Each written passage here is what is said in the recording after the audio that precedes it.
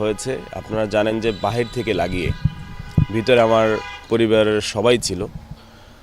তো এরকম একটা মানে এরপর তো আর কিছু থাকে না একটা মানুষের, একটা পরিবারের। সেখানে 2 দিন হয়ে গেছে, এখানে কোনো স্পেশাল টিম আসেনি। মানে আমি 2 দিনের ভিতরে কোনো আলামত মানে দেখিনি যেটা দ্বারা মানে মনে হচ্ছে কিছু ফাইন্ড আউট করা হইতেছে বা হ্যাঁ কে আসছে, পুলিশের লোক আসছেন, অন্য লোকজন আসছেন যারা কিছু কিছু আলামত যেমন ঘরের আংটা বা অন্য কিছু এগুলো তারা সংগ্রহ করেছেন। কিন্তু আমার কাছে মনে হয় এত বড় একটা বিগ ক্রাইম, আমার ফুল ফ্যামিলিকে হত্যা করে দেওয়ার চেষ্টা, সেখানে আমার মনে হয় স্থানীয় থানার পাশাপাশি আমার মনে হয় স্পেশাল টিম গঠন করা, লাইক গোয়েন্দা বিভাগের বলেন, সেনাবাহিনী ভাইদের বলেন বা আপনার অন্য যারা আছেন এই কাজ করেন ক্রাইম নিয়ে, তাদের টিম গঠন করার মনে হয় দরকার প্রথমেই ছিল, কিন্তু এখন আমি পাইনি এবং আমি এটা চাই। ভাই, জুলাই আগস্ট আন্দোলন করেছি, দেশের জন্য কথা বলেছি। দেশের জন্য কথা বলে আমি আবার নাই হয়ে গেছি, কারণ আমার ভিতরে ওইরকম ইচ্ছা, আকাঙ্ক্ষা, লোভ ছিল না যে আমি উপদেষ্টা হব, আমি সমন্বয়ক হব, আমি এমপি হব, মন্ত্রী হব, আমি নির্বাচন করব। আমাকে কেন্দ্রীয় সমন্বয়ক যারা আছে তাদের সাথে মিছিলে, মিটিংয়ে, গোপন মিটিংয়ে আপনারা কোথাও ফুটেজ দেখাতে পারবেন না। দেশের স্বার্থে আমি কথা বলেছি। এখন আমার কাছে মনে হচ্ছে অন্তর্বর্তীকালীন সরকার আছে, দেশ চলতেছে, আমি আমার কাজ করতেছি, আমি ভিডিও বানাই, আমি আমার কাজ করতেছি নাই। যখন এসে আবার দেখলাম আওয়ামী লীগ, ছাত্রলীগ তারা নানান জায়গায় অকারেন্স টুকটুক করে করতেছে, দেশের মানুষ, সর্বস্তরের মানুষ এক হয়ে ধানমন্ডি 32 আপনার ভাঙতে গেল বুলডোজার নিয়ে। যেহেতু আমি ইতিপূর্বে এই জুলাই আগস্ট আন্দোলনে জড়িত ছিলাম, জুলাই আগস্টের আগেও আমি দেশের পক্ষে কথা বলে আসছি, এটা আপনারা জানেন, দেশের মানুষ জানে। তো 32-এ দেখলাম এটা যৌক্তিক, ওখানে স্বৈরাচারের আস্তানা তারা গুড়িয়ে ফেলতেছে। মুহূর্তের ভিতরে আপনারা ওখানে ছিলেন, আপনাদের সহকর্মীরা ছিল, মুহূর্তের ভিতরে ধানমন্ডি 32 চারোদিক থেকে মানুষ থই থই করছিল, মনে হচ্ছে আর একটা 5ই আগস্ট। আমি আমার জায়গা থেকে মনে হচ্ছে এটা আমার কাছে যাওয়া প্রয়োজন, আমি ওখানে চলে গেলাম।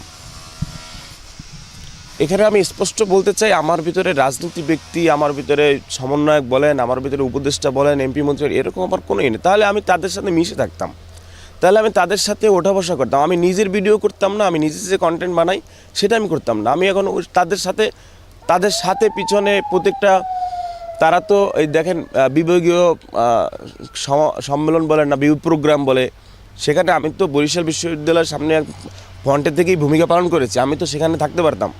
আমি তো আমাকে তো দেখেন নাই, দেখাতে পারবেন না, কারণ আমার ভিতরে তো এরকম ইচ্ছা, চাওয়া পাওয়া আমার নাই যে আমার ইভেন আমাকে কোথাও দেখাতে পারবেন না, কারণ আমি আমার কাজ করেছি, দেশের প্রয়োজনে কথা বলেছি এবং আমি দেশের প্রয়োজনের সামনে আবারও ছুটে আসব। আমি ঢাকাতেই ছিলাম, আমার আপন ছোটো ভাই না, আমার পাশের বাসায় ছোটো ভাই, রাস্তার বাহির পাশে, যে আমাকে ভাই ফোনটাও দেখাও, আইফোনটাও দেখাও, ও আমার ছোটো ভাই, আমার কাছেও আইফোন আছে।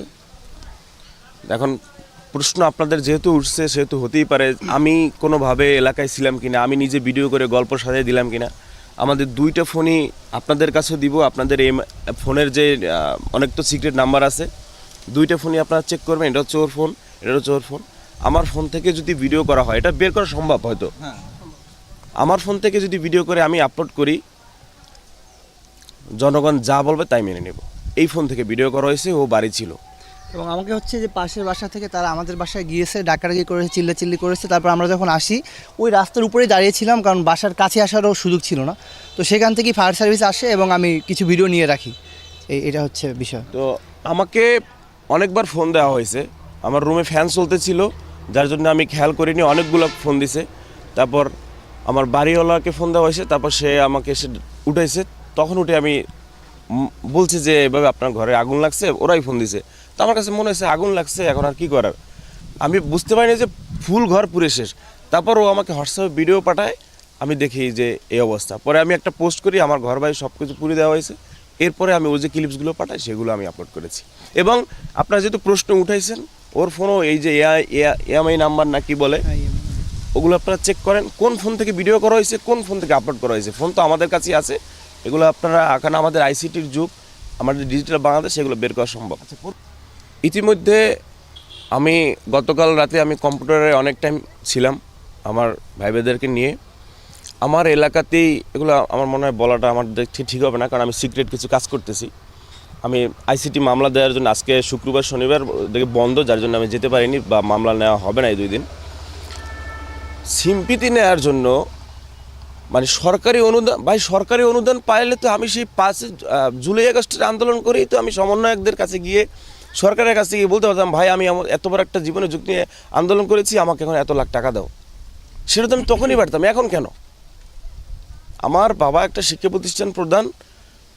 এই 25 সালের ফেব্রুয়ারি মাসের 28 তারিখ তার চাকরি জীবনের শেষ কর্মদিবস। সে চাকরি জীবনের শেষ কর্মদিবস। সে চাকরি শেষে সুখে শান্তিতে থাকবে। চাকরি শেষে তারও কিন্তু একটা অনেক বিগ পেনশনের টাকা আছে। তারও ইচ্ছা প্ল্যান ছিল যে এই আপনার কাঠের ঘর পরিবর্তন করে সে ভালো ঘর বাড়ি করবে। এটা প্রত্যেকটা মানুষের তো এই উদ্দেশ্য থাকে, ইচ্ছা থাকে। তার কর্মজীবন শেষ। এখন এটাকে পুঁজি করে মানুষ বলতেছে যে নিজের ঘর নিজে পুড়িয়ে দিয়ে সরকারের কাছ থেকে টাকা পাওয়ার জন্য এটা করেছে। ভাই আমার ঘর আমি পুড়িয়ে দেওয়ার জন্য সরকারের কাছে টাকা পাওয়ার জন্য হলে সেটা তো আমি সেই 5ই আগস্টের পরেই আমি করতে পারতাম। এখন আমি কেন করলাম? সো আমার জায়গায় আমি স্টিল যারা এই সমস্ত কমেন্ট করতেছে, আমার এই দুর্দিনে আমার ঘরটা নাই, কোনো দলিলপত্র, বাবার সার্টিফিকেট, আমার ভাই ভেবেছিল তাদের সার্টিফিকেট, প্রয়োজনীয় কাগজপত্র কিচ্ছু নাই, সব ভ্যানিশ হয়ে গেছে। এগুলো ভাই ভিতরে 4 মাসের আমার ভাতিজি ছিল, তাহলে তাকেও আমি পুরেই ফেলবো? মানে ভিতরে তারা সব আটকা ছিল, বাইরে থেকে লাগানো ছিল। এগুলো আপনারা জানেন। 2 মাস বয়স আমি ভুল ইনফরমেশন দিয়ে আসছি। 2 মাস বয়স ভিতর থেকে লাগাইয়া আমি ঘরবাড়ি জ্বালাইয়া মানে তাদের পুরোই আমি সরকারের কাছ থেকে টাকা পাই আমি ঘরবাড়ি করব। এগুলো যারা করতেছে আমি ফাইন্ড আউট করতেছি কিছু কিছু। আমি অলরেডি চার্ট করে ফেলছি এক পেজে তার ছবি, সে কি কমেন্ট করছে, তার হচ্ছে ফেসবুক লিঙ্ক, তার প্রোফাইল লিঙ্ক এবং নাম্বার আমি অনেকগুলো অলরেডি করে ফেলেছি। আজকে শুক্রবার শনিবার হওয়ার কারণে আমি অলরেডি যেতে পারছি না। আমি রবিবার গিয়ে তাদের ডিজিটাল লাইনে মামলা করব। আমার ভাই হচ্ছে তিনি নেসারাবাদ এনএস কামিল মাদ্রাসায় তিনি চাকরি করতেন। ওখানে তার পরিবার পরিজন ছিল। তো রিসেন্টলি সে বাড়িতে চলে আসছেন, এখানে তার চাকরি হয়েছে। ওই খাট হচ্ছে তার খাট। ওখানে গরুঘরটাও আপনারা দেখেছেন, ওটা অনেক বড়। ওখানে আমার বাবা বসে, ওখানে বাবা আমার ঘুমায়ও দিনের বেলা। ঘরের ভিতরে আর কয়টা খাট হবে? আমাদের ঘরের ভিতরে তো আগেই চৌকি খাট ছিল, তো ওই খাটটা কোথায় থাকবে? এখন ওটা কি আগুন ধরার 2 দিন আগে নিয়ে ওখানে রাখছি? তাহলে খাট তো ধরা হয়েছে। আপনারা এই যে কীভাবে রিপোর্ট করা হয় যে কোন জিনিস টাচ করলে তো ফরেন্সিক রিপোর্ট, ওগুলো করেন। ওই খাট 2 দিন আগে নেওয়া হয়েছে নাকি আরও 2-3 মাস আগে নেওয়া হয়েছে, এগুলো আপনারা করেন, পাবেন। আমি চাই আপনারা সঠিক তদন্ত করেন, পাবেন। শুরুতেও বলে আসছি, আমি কোনো নির্বাচন করতে চাই না, আমি কোনো নেতা হতে চাই না। আমি দেশের জন্য প্রয়োজনে কথা বলে আসছি, দেশের মানুষের। আমি সামনেও বলবো, ছাত্রদের দলের জন্য আমার পক্ষ থেকে শুভকামনা থাকবে, কিন্তু আমি তাদের হয়ে নির্বাচন করব এরকম কোনো ইচ্ছা শক্তি আকাঙ্ক্ষা আমার ভিতরে নাই। কিন্তু ছাত্রদের তারা গণ অভ্যুত্থানে বিশাল ভূমিকা রেখেছে, তাদের পাশে আছি, তাদের সাথে তাদের সমস্ত যৌক্তিক দাবিতে আমিও কণ্ঠস্বর তুলব। যেহেতু আমি জায়গায় ছিলাম না, আমার বাবা ছিলেন। আগুনটা ভাই, আগুন তো লাগে সাধারণত আপনার ঠিক আছে লাগছে, কিন্তু বাইরে থেকে হ্যাঁ, আমাকে একটু বলতে দেন, একটু সম্পূর্ণটা না বললে ক্লিয়ার হবে না। তো আমার বাবা শোয়া ছিল, আগুন তো আপনার ঘরের খুঁটি বা রুয়া চারা নিচ থেকে লেগে এভাবে আস্তে আস্তে আসবে, কিন্তু সে দেখেছে আগুনটা টিনের উপর থেকে আসতেছে। নিশ্চয়ই টিনের উপরে কিছু দেওয়া হয়েছে না, টিনের উপরে আগুন আপনি ধরাই দেবেন পুরতে, এটা হয় না। তো আগুন আসতেছে, তারপরে সে উঠে আমার ভাই ভাবি মা যারা ছিলেন তাদেরকে ডাক দিছে। তারা তো নর্মালি ঘর থেকে বের হয়ে যাবে, ঘরের দরজা খুলতে গিয়ে দেখে যে দরজা খুলে না। তারপর তারা পিছনে আসছে, পিছনে ভেঙে তারপর বের হয়েছে। তারপর তারা দেখছে, যখন দরজা ভাঙে তখন দেখছে যে রশি দিয়ে বাইরে থেকে আটকানো। 2টা দরজাই খুলতে পারে নাই, একটা দরজা ভেঙে বের হয়েছে, তখন দেখছে আটকানো। আর সামনে থেকে তো প্রথমেই ট্রাই করছে বের হওয়ার, সামনে তো মিস। তারপর পিছন চলে আসছে, যখন ভেঙে ফেলছে 2জন মিলে, তখন দেখছে বাধা রশি দিয়ে। ভাই এখন রিলসে অনেক ইনকাম, এখন রিলসে অকল্পনীয় ইনকাম। আপনি যে ট্রেন্ডিংয়ে আছে, যে ফোকাসে আছে, তাকে নিয়ে আপনি দাঁড়াইয়া 30 সেকেন্ড কথা বলাটা অস্বাভাবিক কিছু না। 30 সেকেন্ড এখন ফেসবুক অনেক টাকা দেয়। টাকার কাছে মানুষ বন্ধুত্ব, সম্পর্ক, ভালোবাসা, শ্রদ্ধা, টাকার কাছে ওই যে বলে না, টাকা দিলে বাঘেরও চোখ মেলে না, কীভাবে সব সম্ভব ভাই, টাকার কাছে সব সম্ভব। আমি মনে করি আমার এই যে তালই বলেন বা অন্যরা বলেন, তাদেরকে মিডিয়ার সামনে কথা বলা উচিত হয়নি, যেহেতু আমি ওখানে পালিয়েছিলাম, ওটা তো কেউই জানতো না। তো এখন যেই স্বৈরাচারের দোসররা আমার বাড়ি পুড়িয়ে ফেলতে পারছে, তো তারা তো এখনো আছে লুকিয়ে পালিয়ে। তো তারা আমি কোন জায়গায় আত্মগোপনে ছিলাম, এখন ওটা যেহেতু জেনে ফেলছে, এটাও অনেকটা রিস্কি ব্যাপার, যে তোর বাড়ি তো পোড়াইছি, তুই যেখানে ছিলি সেটাও পোড়াবো। সো এগুলো আমি মনে করি তাদের ভুল। আমি কোন জায়গায় ছিলাম এটা তো আমার ব্যক্তিগত ব্যাপার, এগুলো মিডিয়ায় বলা তাদেরও উচিত হয় নাই। তো আমি কোনখানে ছিলাম, আমার সহযোদ্ধারা এখন কোনখানে আছে, তাদের উপর ইন ফিউচারে কোনো অ্যাটাক যাতে করে না আসে, সেই জন্যই আমি আলটিমেটাম দিয়েছি 7 দিনের। আমার ঘর পুড়িয়েছে, এটার তো সুষ্ঠু তদন্ত বিচার হবেই ইনশাল্লাহ। আমার পুরো ঘর পুনর্গঠন করে দেওয়ার কাজ 7 দিনের ভিতরে না শুরু করলেও আমি রাজপথে দাঁড়াবো। আমার সাথে ইতিমধ্যে বৈষম্য ছাত্র আন্দোলনের অন্যান্য সংগঠনের দেশপ্রেমিক বিপ্লবী ছাত্র জনতা আমার পাশে অলরেডি সহমত জানিয়েছে। এটাকে আমরা ফাইন্ড আউট করবই, না হলে এই স্বৈরাচারের দোসররা আজকে আমার, কালকে আমার অন্য সহযোদ্ধার ঘরেরা পুরবে ধরবে, আমি কোথায় ছিলাম না ছিলাম এগুলো তারা খুঁজবে। সুতরাং সেই সুযোগ আমি, বাংলাদেশের বিপ্লবী ছাত্র জনতা, বাংলাদেশের অন্য অন্য অঙ্গ সংগঠন যারা দেশকে ভালোবাসে, দেশকে অনেক দূর এগিয়ে নিয়ে যেতে চায়, তাদেরকে সবাইকে সাথে নিয়ে আমি রাজপথে 7 দিনের মাথায় লড়ে যাব ইনশাল্লাহ। আমি এই সরকারের প্রতি এখনও বিশ্বাসী এবং আইনশৃঙ্খলা রক্ষাকারী বাহিনীর প্রতিও আমি আত্মবিশ্বাস রয়েছি যে আইনের হাত অনেক লম্বা, তারা খুঁজে বের করা সম্ভব। তাদের জানিয়েছেন হ্যাঁ, তাদের সাথে আমার সরাসরি কথা হয় নাই, কিন্তু অন্য অন্য সমন্বয়ক যারা আছেন, যাদের সাথে আমার কানেক্টেড, তারা ইতিমধ্যে তাদেরকে ইনফর্ম করেছেন। এবং আমি প্রধান উপদেষ্টা বরাবর আমার টিওনোর মাধ্যমে আমি স্মারকলিপি দিয়েছি, সেটা আপনারাও দেখেছেন। তো আসিফ ভাই বলেন, নাহিদ ভাই বলেন, সার্জিস ভাই, হাসনাত ভাই বলেন, তাদের সাথে আমার পার্সোনালি কোনো কথা হয় নাই, যেহেতু তারা অনেক ব্যস্ত থাকে, নানান ইস্যু থাকে।